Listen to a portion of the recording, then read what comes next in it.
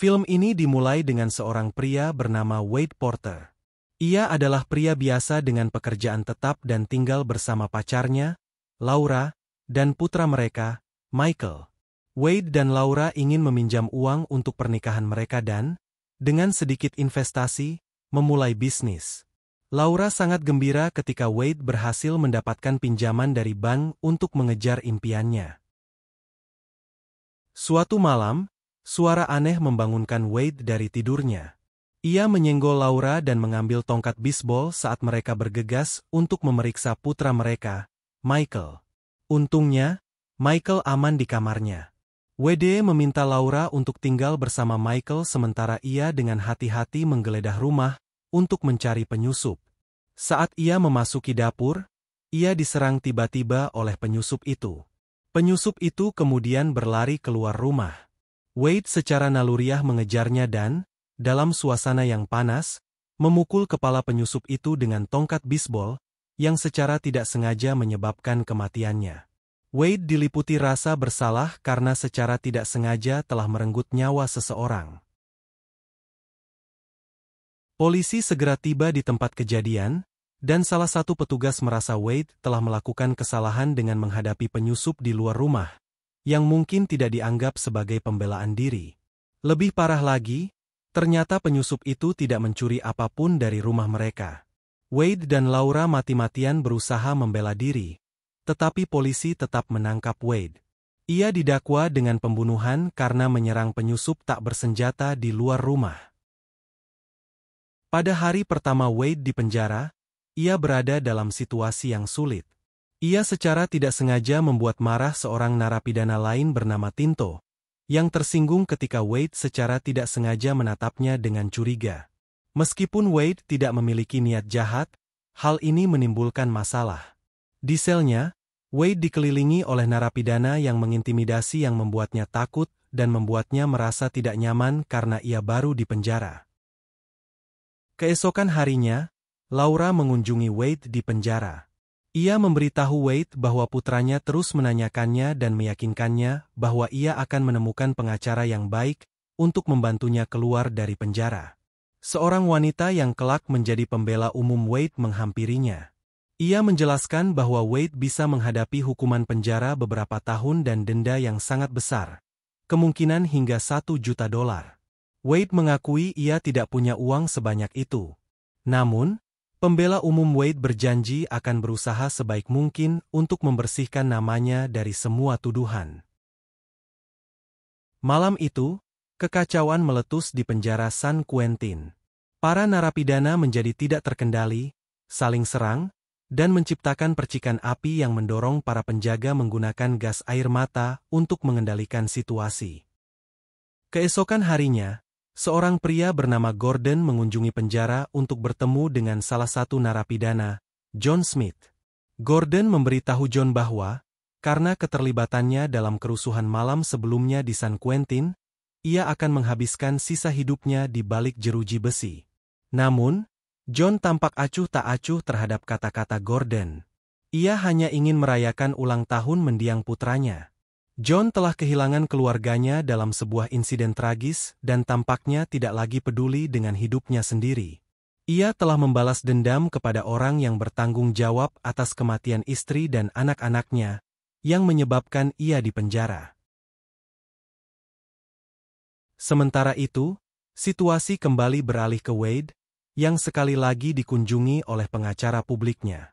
Pengacara tersebut menyarankan agar ia menerima hukuman yang lebih ringan dan denda yang dikurangi jika ia mengakui kesalahannya. Wade merasa tidak punya pilihan selain mengikuti saran mereka, yang membuatnya mengaku tidak bersalah dengan imbalan hukuman 3 tahun penjara atas tuduhan pembunuhan tidak disengaja. Dalam perjalanan ke penjara, seorang pria bernama Jack, yang duduk di belakang Wade, bercerita tentang seorang tahanan yang sangat berbahaya bernama Danny Samson di dalam bus dan memperingatkan Wade untuk berhati-hati di dekatnya. Tak lama kemudian, Samson tiba-tiba berdiri dan menyerang tahanan lain, menusuknya dengan pisau. Ia kemudian menyerahkan pisau berlumuran darah kepada Jack. Di tengah ketakutan, Jack menyembunyikan pisau itu di bawah kursi WD dan mengancamnya untuk tetap diam tentang penusukan itu atau Samson akan menyakitinya. Wade kemudian ditempatkan di sel isolasi sementara pihak berwenang menyelidiki penusukan tersebut. Letnan Jackson menanyai Wade tentang insiden tersebut, tetapi ia menolak untuk bekerja sama.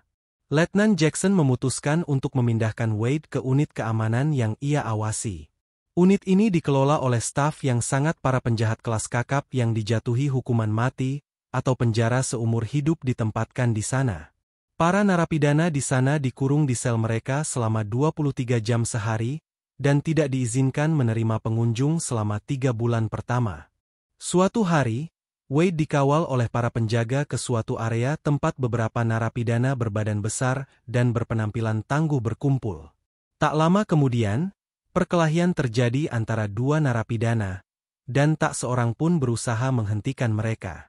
Ternyata kedua narapidana tersebut terlibat dalam pertarungan gladiator, yang disaksikan oleh Letnan Jackson dan para penjaga lainnya dari kejauhan sambil memasang taruhan.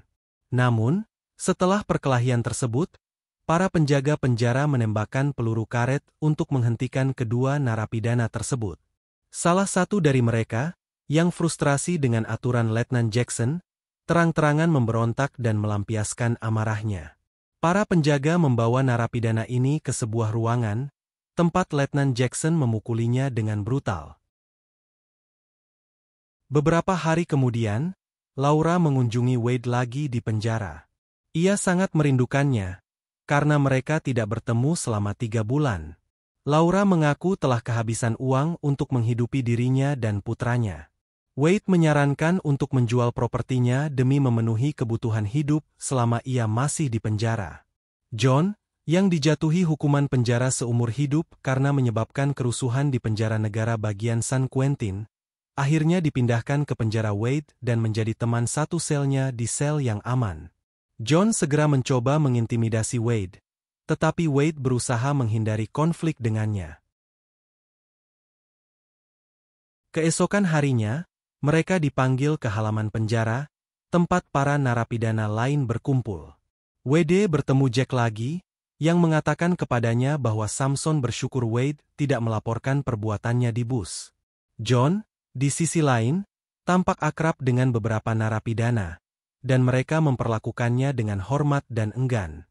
Ternyata John memiliki reputasi sebagai pembuat onar di berbagai penjara, yang membuatnya beberapa kali dipindahkan dari satu penjara ke penjara lain karena pengalamannya yang luas di balik jeruji besi. John mulai memberi Wade nasihat berharga tentang cara bertahan hidup di penjara. Suatu hari, Wade berkelahi dengan narapidana lain bernama Turner. Awalnya, Wade melawan, tetapi ia berhasil membalikkan keadaan dan mengalahkan Turner. Ketika seorang perwira junior bernama Collins hendak menggunakan peluru karet pada Wade, Letnan Jackson turun tangan dan memerintahkan Collins untuk menembak Turner. Collins tampak ragu, sehingga Letnan Jackson mengambil senapannya dan menembak Turner sendiri. Wade bingung dengan perilaku Letnan Jackson yang tidak biasa, yang menembak Turner, bukan dirinya. John dengan santai menjelaskan bahwa para penjagalah yang membuat aturan di penjara dan mereka dapat melakukan apapun yang mereka inginkan. Suatu hari, seorang penyidik bernama Hammond mengunjungi penjara untuk inspeksi rutin. Hammond bertanya mengapa masih banyak perkelahian di penjara yang dikelola Letnan Jackson. Untuk menghindari kecurigaan lebih lanjut, Letnan Jackson berusaha meyakinkan Hammond bahwa ia dapat mengelola para narapidana secara efektif dan berjanji untuk bekerja lebih keras guna mengurangi konflik antar narapidana. Wade kembali dikunjungi Laura, dan kali ini Laura membawa putranya, Michael. Michael sangat senang bertemu ayahnya, yang sangat dirindukannya. Selama kunjungan mereka, Laura menjelaskan bahwa uangnya hampir habis dan ia akan menghadapi masa-masa sulit. Wade meyakinkan pacarnya dan menyarankan untuk menjual rumah Laura demi memenuhi kebutuhan hidup. Ia berjanji kepada Laura bahwa ia akan membahagiakan Laura dan Michael setelah dibebaskan dari penjara karena keluarganya sangat berarti baginya. Setelah kunjungan Laura dan Michael, Jack mendekati Wade dan mengajaknya berkelahi di halaman penjara. Ketika Wade menolak, Jack memerintahkan anak buahnya untuk menyerangnya. Ketika para penjaga menyadari keributan itu, mereka menggunakan gas air mata untuk membubarkan para narapidana yang menyerang Wade. John, yang telah mencoba membantu Wade dengan melawan anak buah Jack, memarahi Wade karena ceroboh dan tidak mematuhi perintah Jack. Ternyata Jack adalah seorang gangster, seperti Samson. Adegan kemudian beralih ke Laura, yang sedang memeriksa dokumen-dokumen.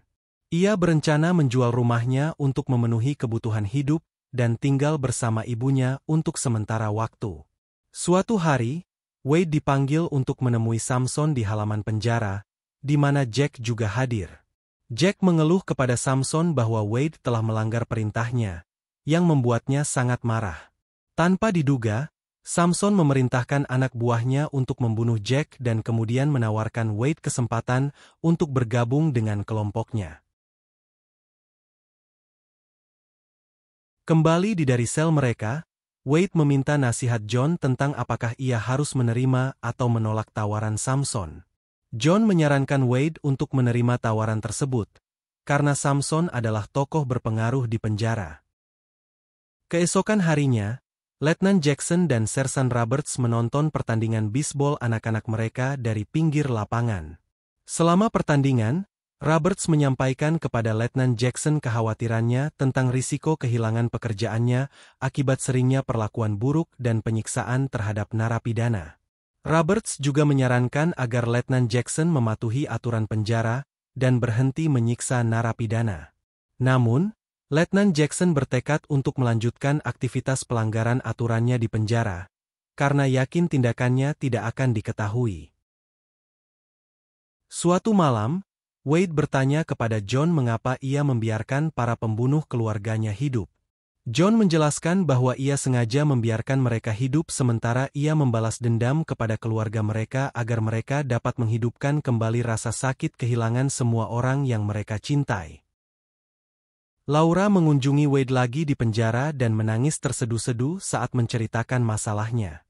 Ia tidak tahan hidup dalam kemiskinan dan harus mengurus putranya sendirian. Ia pergi dengan tiba-tiba, meninggalkan Wade yang murka. Saat berkumpul dengan tahanan lain di halaman, Wade tiba-tiba diserang oleh pendatang baru itu. Ketika Wade tidak melawan, Letnan Jackson menjadi kesal dan menembakkan peluru karet ke arah orang Azerlander itu. Letnan Jackson menanyai Wade tentang penusukan Samson, tetapi Wade tetap diam, takut akan ancaman Samson. Ketika Wade menolak mengidentifikasi Samson sebagai penyerang di dalam bus, Letnan Jackson memberikan kesaksian palsu bahwa Wade terlibat dalam pembunuhan tersebut, yang mengakibatkan hukuman tambahan 3 tahun penjara. Didorong oleh ibunya, Laura mengakhiri hubungannya dengan Wade melalui sebuah surat. Wade, yang patah hati dan marah, mulai berkelahi dengan tahanan lain. John menasihatinya untuk tidak membiarkan amarahnya menguasainya. Namun Wade tidak peduli, karena ia telah kehilangan harapan ketika Laura memutuskan untuk meninggalkannya. Keesokan harinya, Gordon mengunjungi John di penjara, dan John akhirnya meminta temannya untuk berhenti mengunjunginya, menganggapnya sebagai upaya feodal. Adegan kemudian beralih ke Laura yang sedang mengemasi barang-barangnya dengan bantuan ibunya. Saat Laura sedang membereskan barang-barang Wade, putranya, Michael, tiba-tiba muncul dan bertanya kepada ibunya mengapa mereka mengemas barang-barang ayahnya seperti itu. Laura mencoba menjelaskan kepada Michael bahwa mereka tidak akan tinggal bersama Wade lagi. Michael patah hati ketika mendengar kabar ini, karena ia sangat mencintai ayahnya dan ingin Wade tinggal bersama mereka. Ketika Laura menyadari betapa Michael mencintai Wade dan betapa sulitnya hal ini baginya, ia memutuskan untuk kembali ke penjara untuk memberitahu Wade bahwa, demi putranya, ia akan menunggunya sampai ia dibebaskan. Wade sangat gembira mendengar keputusan Laura, karena ia sangat mencintai Laura dan putranya dan berharap dapat bersatu kembali dengan mereka. Ketika ia kembali ke sel Laura, ia menyampaikan kabar baik itu kepada John. Bersama-sama, mereka menyusun rencana untuk mengungkap kebenaran tentang kekerasan di penjara, yang dapat berujung pada pembebasan Wade. Wade menjalankan rencana tersebut dengan meminta izin kepada Letnan Jackson untuk melawan seorang narapidana baru yang baru saja dipindahkan ke unit keamanan, yang ternyata adalah Tinto. Wade mengaku ingin balas dendam karena Tinto telah menindasnya. Letnan Jackson setuju untuk membiarkan Wade melawan Tinto, tetapi ia mengajukan satu syarat. Pertarungan itu harus sampai mati.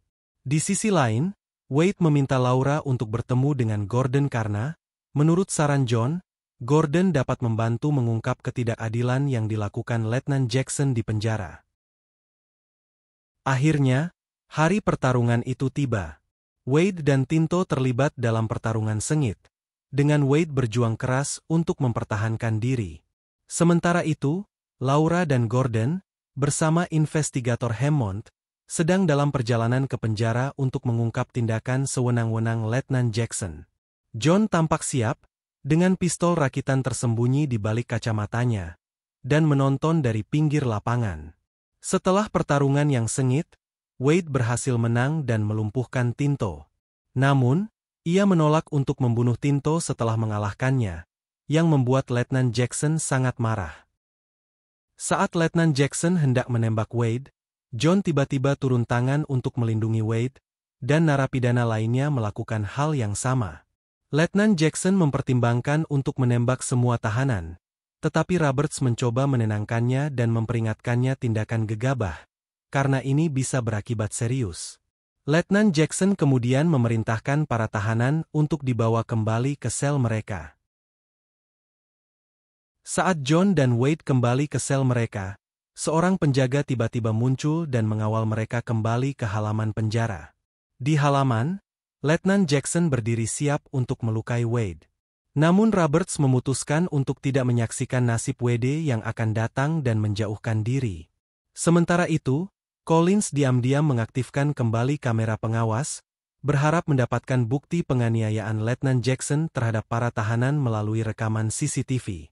Tepat ketika Letnan Jackson hendak melaksanakan rencananya, John segera bertindak dan menggorok lehernya. Namun, seorang penjaga penjara lain menembak John, dan ia pun meninggal dunia. Collins kemudian menekan tombol darurat dan memanggil penjaga lain ke tempat kejadian.